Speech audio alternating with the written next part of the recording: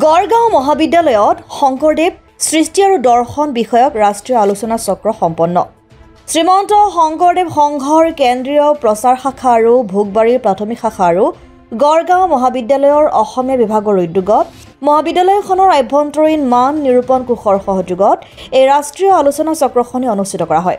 শ্ৰীমন্ত শংকৰদেৱ সংঘৰ ভোগবাৰীৰ প্ৰাথমিক শাখাৰ বৰ্ষজোৰা সোণালী জয়ন্তী উদযাপনৰ অংশ হিচাপে আয়োজন কৰা হয় এই আলোচনা চক্ৰখনি।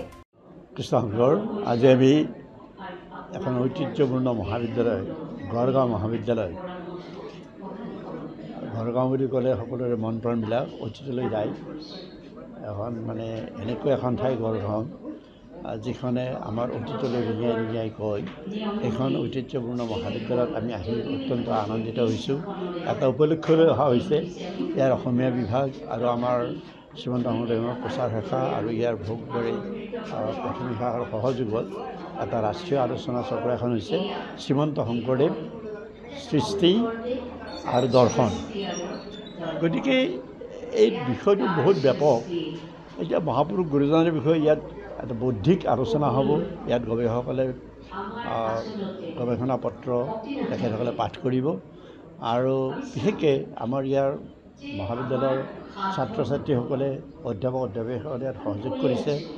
আমি অতি আনন্দিত হৈছোঁ। আমি এই ধৰণৰ প্ৰচেষ্টা বিভিন্ন বিশ্ববিদ্যালয়তো কৰিছোঁ, বিভিন্ন শ্ৰীমন্ত শংকৰদেৱসমূহে কৰি আছে বাৰু, আৰু বিভিন্ন কলেজবিলাকতো মহাবিদ্যালয়সমূহতো আমি এনেকুৱা ৰাষ্ট্ৰীয় পৰ্যায়ৰ আলোচনা চক্ৰ আমি পাতি আছোঁ আৰু ইয়াক আৰু ব্যাপক কৰিবলৈ আমি চেষ্টা কৰিছোঁ। এইকাৰণে মহাপুৰুষ শংকৰদেৱ গুৰুজনাৰ ধৰ্ম দৰ্শন সাহিত্য সৃষ্টি সম্পৰ্কে সৰ্বত্ৰতেই প্ৰচাৰ প্ৰসাৰ হওক, সৰ্বত্ৰই জানক, এই আচলতে আমাৰ লক্ষ্য আৰু উদ্দেশ্য।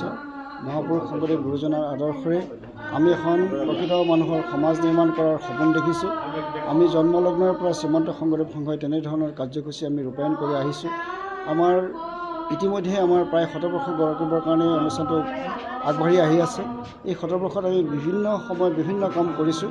মহাপুৰুষ শংকৰদেৱ গুৰুজনাৰ আদৰ্শখিনিক আমি বাস্তৱত ৰূপায়ণ কৰিবৰ কাৰণে মহাপুৰুষ শংকৰদেৱ গুৰুজনাৰ যি সাহিত্য সংস্কৃতি কৃষ্টি গীত নাট্য বাদ্য আদি সমস্তখিনিকেই শুদ্ধ ৰূপত জনসাধাৰণৰ মাজত প্ৰচাৰ প্ৰকাশ কৰাৰ কাৰণে শ্ৰীমন্ত শংকৰদেৱ সংঘ আগবাঢ়ি আছে।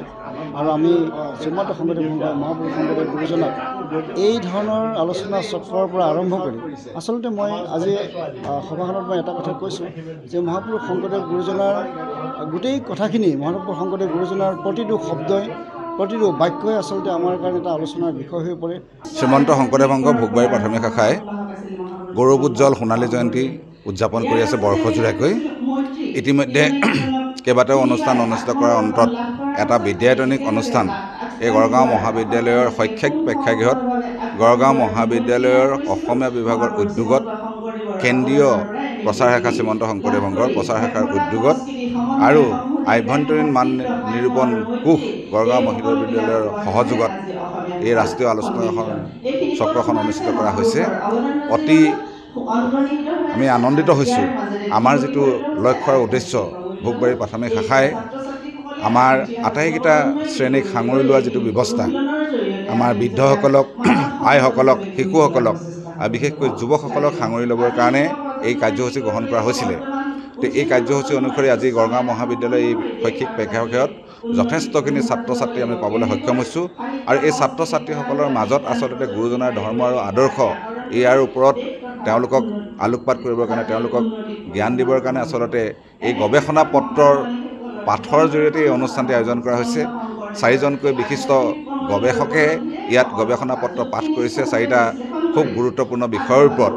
আৰু মই অনুভৱ কৰোঁ এইকেইটা বিষয়ৰ ওপৰত এই ছাত্ৰ ছাত্ৰীসকলে আমাৰ বিদ্যায়তনিক যিখিনি কথা, সেই গোটেই কথাখিনি তেওঁলোকে অনুভৱ কৰিব, উপলব্ধি কৰাৰ লগতে গুৰুজনাৰ যি সৃষ্টি, গুৰুজনাৰ সৃষ্টিত যি দৰ্শন অন্তৰ্নিহিত আছে সেই দৰ্শনৰ ওপৰত তেওঁলোকে এক সাম্যক ধাৰণা পাবলৈ সক্ষম হ'ব। নাজিৰাৰ পৰা যদুমণি হাজৰিকা ৰিপৰ্ট, অসম আদিত্য।